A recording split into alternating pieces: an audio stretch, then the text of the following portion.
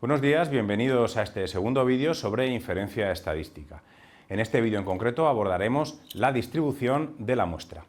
Llamo la atención sobre un tema específico de este tema, y es que la primera vez que se oye puede resultar algo complicado. Sin embargo, si prestáis atención y estudiáis un poco, veréis que no es tan difícil como parece, ni muchísimo menos. Empezamos. Vamos a hablar ahora de la distribución de la muestra. Lo primero que hemos de indicar es que antes de la observación, es decir, antes de analizar, de ver la muestra, lo que tenemos en la muestra es una variable aleatoria de dimensión n minúscula. ¿Por qué de dimensión n minúscula? Porque tenemos n elementos. Por tanto, si tenemos n elementos, la dimensión de esa variable aleatoria es n minúscula. En consecuencia, cualquier estadístico asociado a la muestra va a ser una variable aleatoria, en este caso, de dimensión 1. Cada vez que tomamos una muestra diferente, es decir, después de la observación, los datos y los estadísticos, la media, la varianza, la desviación típica o la proporción, van a cambiar, son diferentes. Bien, una distribución en el muestreo de un estadístico es el conjunto de todos los posibles valores que ese estadístico puede tomar, con sus respectivas probabilidades, para muestras de un determinado tamaño n y procedentes de la misma población. Bien, todo esto puede sonar un poquito abstracto y por tanto yo creo que se va a entender muchísimo mejor si lo vemos con un ejemplo. Vamos a imaginar la siguiente situación. Tenemos una población compuesta por los empleados de un banco y fijaos, y aquí está la clave de este ejercicio, estamos hablando de una población de la que tenemos toda la información, es decir, no es el caso típico en el que no tenemos toda la información de la población. En este caso vamos a imaginar que sí la tenemos. Nuestra población son todos los empleados de este banco y sabemos que hay 1000 empleados, con lo cual n mayúscula igual a 1000, que la variable poblacional xi es el número de propiedades inmobiliarias que tiene cada uno de los empleados, y sabemos que 500 empleados no tienen ninguna propiedad, 400 tienen una y los 100 restantes tienen 2 propiedades inmobiliarias. Bien, la primera pregunta, muy sencilla, es ¿cuál es la distribución de la variable aleatoria poblacional? ¿Cuál es la distribución de xi? Pues en este caso es muy sencillo saberlo, porque tenemos los datos en el propio enunciado. Sabemos que hay 500 empleados que no poseen ninguna propiedad, con lo cual ninguna propiedad, probabilidad 0,5, 500 de 1000 es 0,5. Sabemos que 400 tienen una propiedad, con lo cual una propiedad, probabilidad 0,4.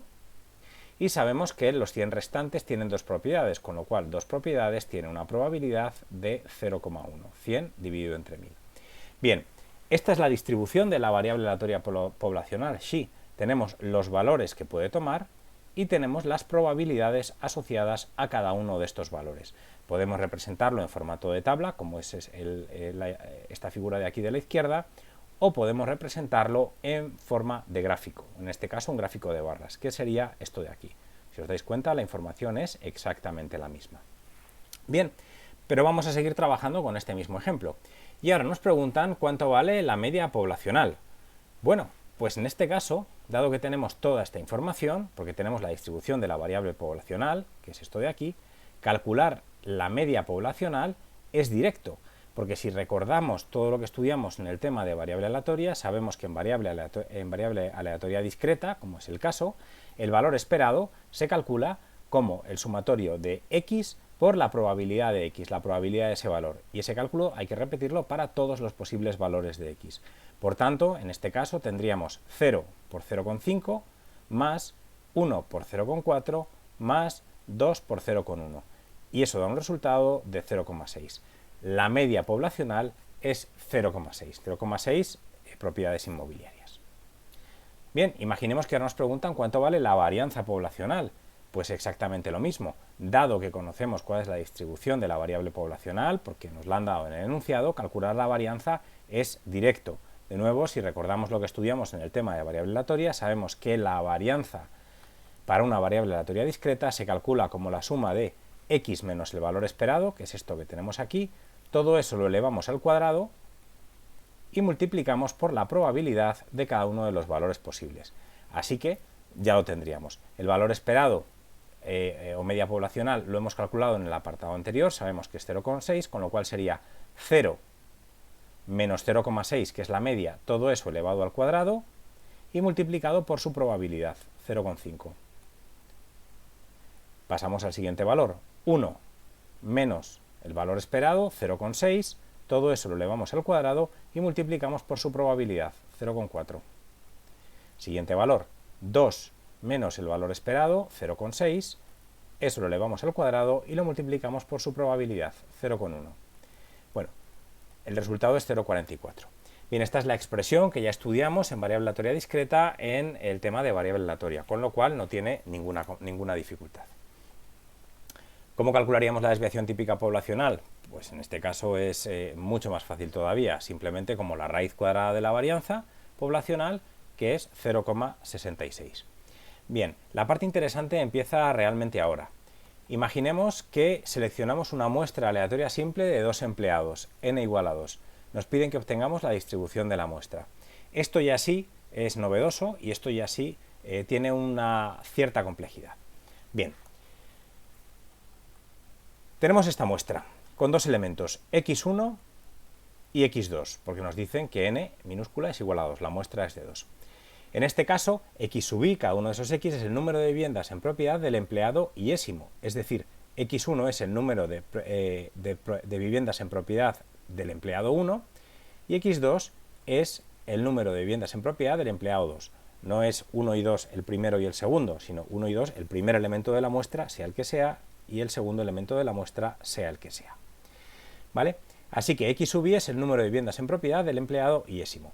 Debido al muestreo aleatorio simple, sabemos que x sub i se distribuye como la variable poblacional. Esta es una propiedad que vimos anteriormente y que es fundamental en este caso, porque la vamos a necesitar. Por tanto, x sub i, cada uno de los x, tanto x1 como x2, se distribuye como la variable poblacional xi y de forma independiente al resto de los x sub i. Bueno, pues una vez que ya somos conscientes de esto, ahora sí podemos obtener la distribución de la muestra. Fijaos, ¿qué posibilidades hay? Las posibilidades que tenemos es que el primer empleado tenga 0 propiedades y el segundo tenga 0, que el primero tenga 0 y el segundo tenga 1, que el primero tenga 0 y el segundo tenga 2, 1, 0, 1, 1, 1, 2, 2, 0, 2, 1, 2, 2. Estas son todas las combinaciones posibles, todos los posibles valores que puede tomar, en este caso, la muestra. ¿Cuántas dimensiones tiene? Pues 2, bidimensionales. Y ahora, si dais para atrás el vídeo unos minutos, entenderéis mejor esa propiedad en la que os decía que la muestra es una variable aleatoria de dimensión n, siendo n el tamaño de la muestra. Bien, en este caso la muestra tiene 2 individuos nada más, por tanto es una variable aleatoria de dimensión 2, bidimensional. Bueno, ahora vamos a entrar en cómo se calcula esto de aquí, cómo se calculan las probabilidades asociadas a cada una de estas combinaciones, pero lo primero es darnos cuenta de que para que todo esté bien, las probabilidades de cada una de estas combinaciones tienen que sumar 1, lógicamente, porque si no se cumplen las reglas de la probabilidad es que estamos haciendo algo mal. Por tanto, sea lo que sea y se calcule como se calcule estas probabilidades, lógicamente la suma tiene que dar 1. Bien, entonces ya sabemos que estos son los posibles valores que puede tomar la muestra, 0,0, 0,1, 0,2, etc. Pero ¿cómo calculamos las probabilidades de ocurrencia de cada una de estas combinaciones? Por ejemplo, ¿cómo calculamos cuál es la probabilidad de que el resultado sea 0,1? Es decir, que el primer empleado de nuestra muestra tome un valor de 0, no tenga ninguna vivienda en propiedad, y que el segundo individuo, el segundo empleado de la muestra, tenga una vivienda en propiedad. ¿Cómo calculamos esa probabilidad? ¿Cómo sabemos cuál es el valor de esa probabilidad? Bueno, pues aquí es donde tenemos que utilizar las propiedades que ya hemos mencionado. Nosotros lo que queremos saber es cuál es la probabilidad de esa combinación específica 0,1, o expresado en términos formales, la probabilidad de que x0 sea igual a 0, intersección x1 igual a 0, intersección x2 igual a 1. La probabilidad de que el primer empleado no tenga ninguna vivienda en propiedad y que el segundo empleado tenga una vivienda en propiedad. Bien, dado que hemos hecho muestreo aleatorio simple, sabemos que las x sub i son independientes, es decir, que el valor que tome un determinado individuo, el valor que tome la variable para un determinado individuo, no afecta al resto de individuos. ¿Eso qué significa? Eso significa que podemos aprovechar las propiedades que tienen las reglas de la probabilidad y expresar esa intersección como el producto de probabilidades. Es decir, la probabilidad de x1 igual a 0 intersección x2 igual a 1 es igual, debido a esa independencia, a la probabilidad de x1 por la probabilidad de x1 igual a 0 por la probabilidad de que x2 sea igual a 1. Bien, pero tenemos un pequeño problema. ¿Cómo se distribuye x1 y x2? ¿Lo sabemos? Pues sí, porque debido a las propiedades que mencioné anteriormente, sabemos que x sub y se distribuye como xi, debido a que hemos utilizado el muestreo aleatorio simple. Por tanto, la probabilidad de que x sub 1 sea igual a 0 es la misma que la probabilidad de que xi sea igual a 0. Y la probabilidad de que x2 sea igual a 1 es la misma que la probabilidad de que xi sea igual a 1. Y esas probabilidades las conocemos, las teníamos en las tablas de antes. 0,5 y 0,4. Pues ya lo tenemos. Simplemente sería multiplicar 0,5 por 0,4, el resultado es 0,2, y esa es la probabilidad de que se dé exactamente esta combinación. X sub 1 igual a 0, x sub 2 igual a 1. Bien, podemos repetir este cálculo para todas las combinaciones posibles y obtendremos los valores que vemos en esta tabla. Por tanto, como veis, el cálculo es relativamente sencillo. Lo importante en realidad es entender las hipótesis o lo que estamos asumiendo o qué propiedades necesitamos conocer para llevar a cabo estos cálculos. Y espero que con este ejemplo haya quedado más claro lo que mencionaba al principio de este vídeo en relación a la muestra como una variable aleatoria de dimensión n.